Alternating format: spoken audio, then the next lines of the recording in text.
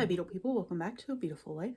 So today's video, well I should say wings people today as well, because today's video is going to be some thoughts that I have after watching Paul McCartney Man on the Run in theaters last Thursday. If you don't want any spoilers, I would say save this video for a later time after you've seen it, but I'll just share some thoughts with you today, so let's go ahead and get started. So I have just a list of some thoughts here. They're not really in any particular order. When I came home from the movie theater, I tried to just write down as many bullet points as I could think of in the moment. And in the video, I will also be talking a bit about the Wings book as well. So I would start by saying that this book is a perfect companion to the documentary. I would say if you're not a big reader, it's like difficult to sit down and read a book or to start a book, see the documentary first, because it is a perfect appetizer, I would say, because it kind of introduces you to everything visually, and as you read the book, you are kind of seeing that in your head. And this book goes into more in depth in everything that they talk about in the documentary. So it is kind of like an extended version, but in book form. So one of the very first things that they mention in the documentary is that Paul was 27 years old when this was all beginning. And that is just very interesting to think about. I'm 29 now, so he was even younger than I am, and just to think about how much he accomplished by that age, and everything he had done with the Beatles, and that he had all this amazing stuff with Wings to come after that. It's just very interesting and inspiring. So the documentary definitely had its emotional moments, but there were also a lot of laughs and smiles and a lot of musical scenes included. I was dancing in my seat. Just like when I saw one hand clapping, I was dancing in my seat pretty much the whole time.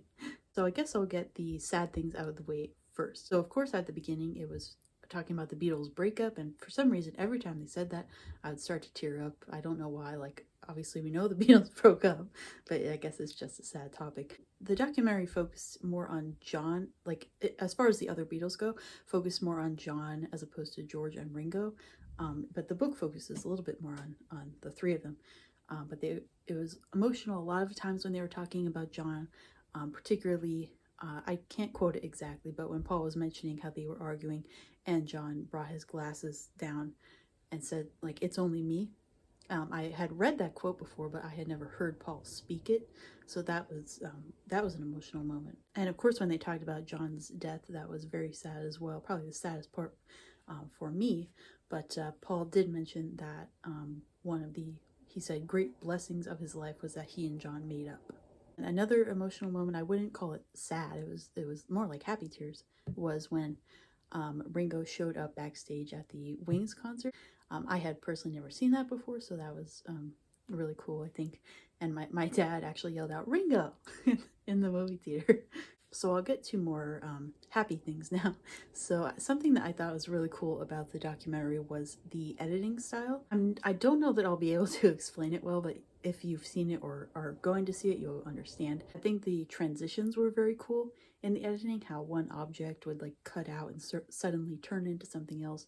I wish I could offer a better explanation, but I thought it was very cool and creative and very artistic. Something else that was cool was when they showed that Paul and Linda have a similar style of photography, and they would show Paul and Linda's photos kind of one after another, and the subject would be having a similar facial expression or be in a similar position.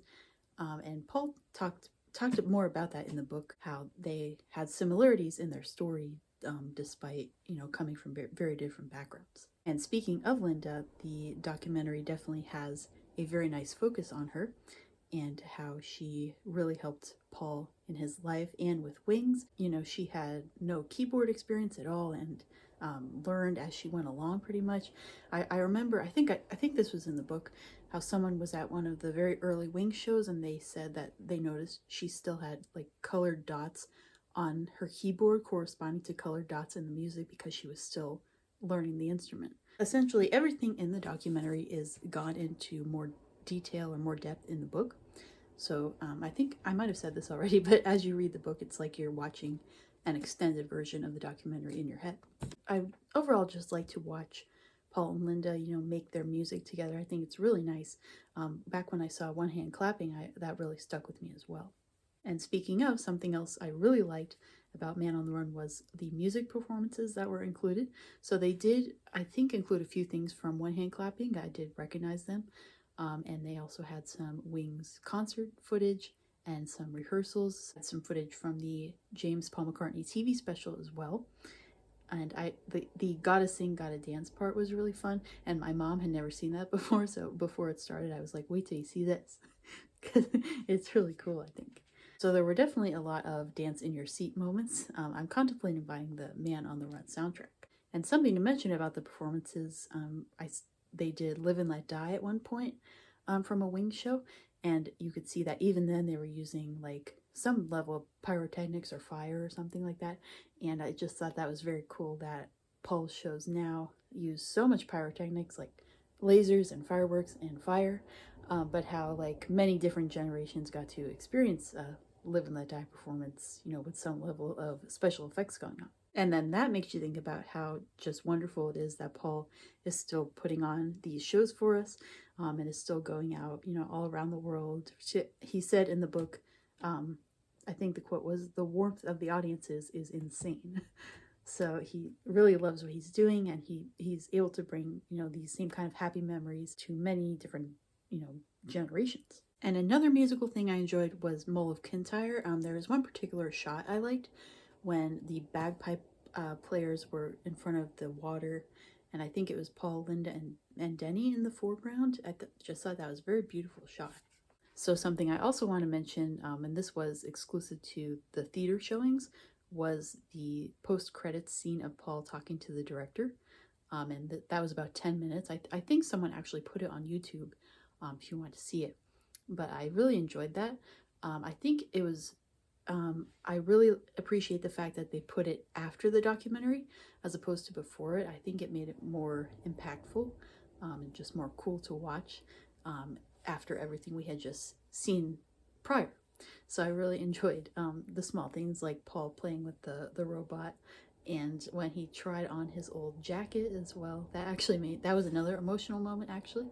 Not sad, but like just, it was touching to see. And I also liked when they were cutting back and forth with him playing piano, like him playing the part now in the present day, and then playing it with Wings as well. That was very nice. But yes, it's always nice to see present day Paul. I remember I liked it when he had that little scene right before One Hand Clapping, like he introed the film. That was nice. So yes, the Wings book, as I said, is definitely an excellent companion to the documentary. So the book is split up into chapters that focus on about 3 years, 2 or 3 years at a time. And this is filled with those direct quotes as well, with a little bit of, I don't know what the word I'm looking for is, interjections in there, but mostly those direct quotes. So it's as if you're reading an extended version of the documentary. And Paul mentions in his foreword in the book, like how the book and the film are meant to go together. He says, "I'm convinced that this chorus of voices, whether presented in the documentary Man on the Run or here in the book, produces a history, a Wings Bible, if you will, that not only recalls the period, but presents a new art form all its own. This book is filled with all kinds of lovely details, many of which I have not thought of in over 50 years. So then getting even more in-depth, besides the actual like bulk of the story itself, there are also band biographies, there's a discography, a gigography of all their shows, and there's even a timeline at the end as well. So I would say if you see the documentary and you want more, this is the thing to pick up for sure. And it's really cool to just read all the anecdotes and just think about everything, picture everything that they accomplished, and how Paul, in his words, he built Wings from the ground up, and how creativity just continually pours out of him. Like he mentions in the book that he's working on 25 new songs right now.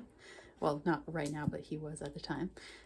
His new album is supposed to come out this year, so I'm hoping we'll hear something soon.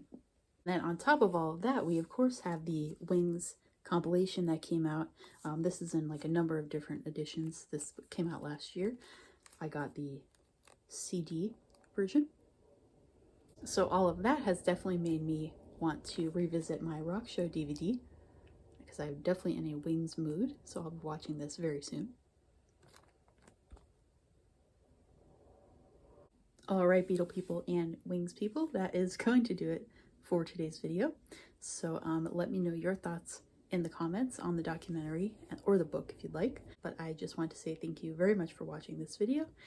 If you want to stay connected with me on other social media, I'm very active on Instagram and Facebook. I post a lot of short videos.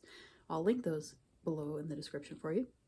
But again, thank you very much for watching. And as always, have a beautiful day or a Wings day. Bye-bye.